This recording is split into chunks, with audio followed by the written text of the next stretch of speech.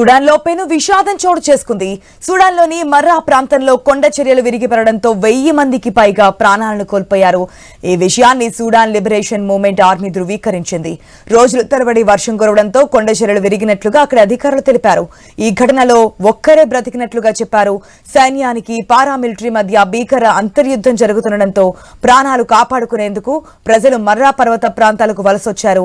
ఇప్పటికే ఆహారం, మందుల కొరతతో ఇబ్బందులు పడుతున్న ప్రజలు ఇప్పుడు ప్రకృతి విపత్తు రూపంలో మృత్యువాత పడడం అందరినీ కలిచివేస్తోంది. మృతదేహాలను వెలికితీసేందుకు సహాయం చేయాలని ఐక్యరాజ్య సమితిని, అంతర్జాతీయ సహాయ సంస్థలను సుడాన్ లిబరేషన్ మూవ్మెంట్ కోరింది.